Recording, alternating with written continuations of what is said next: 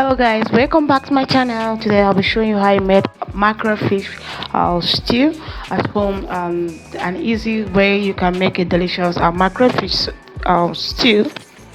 To begin this, I have my seasoning cube, my star. I use tamarind for this recipe. You can use any seasoning of your choice, and I also have my terracotta oil. You can use any oil of your choice.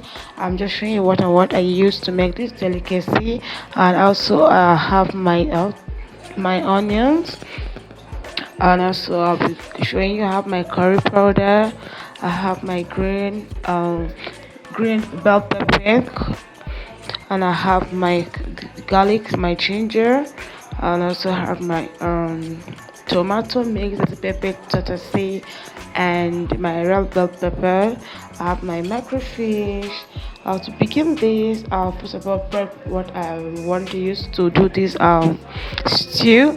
It's very necessary for you to ensure that you set everything aside, get your tomato grounded. Then before I start cooking, I want to marinate my fish. Then I'll be using air fryer to grill my fish. I use green fish. I do not boil it. I just green it on my air fryer. You can feel free to boil it and fry yours. It's the same thing, but I just feel that I should just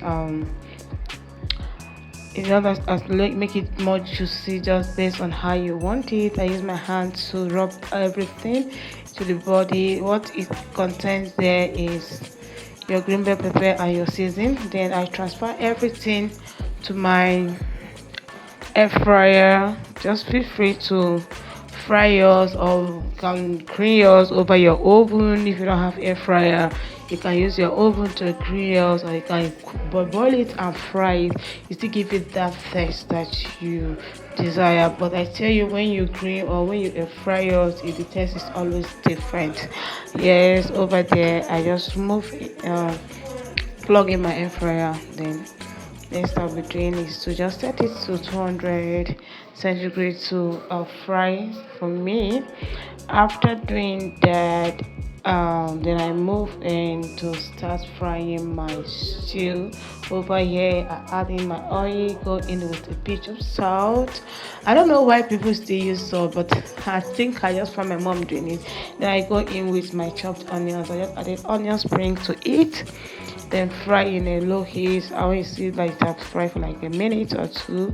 Then you go in with your tomato mix and pepper and tomato mix all together. Yes, you go in with it, then you start fry on a low heat, depends on what you're using, but don't over fry. Don't allow the heat to be too high so it will not get burnt, and at the end the stew will not be done. But it's very important to fry your stew properly so you enjoy your stew. Stew that is not well fried always tastes a kind of sour and doesn't taste so nice. Forgot to tell you that I also added onions when grinding my tomato. Yes, onions is very important in making stew. It makes your stew very sweet. It's a natural sweetener for stew. Yes, very important. I stir this on a low heat for about 5 to 10 minutes, depending on the size of the stew you're frying. As you can see, it's just a normal family size of 8. Then over there I try to boil my rice, and I have my grated ginger. I added it to it. My garlic too. You can also feel free to add yours anytime you want to add. I go in with my curry powder. This curry powder depends on the type you're using. It's another flavor you add to your meal. So I go in with my seasoning cube.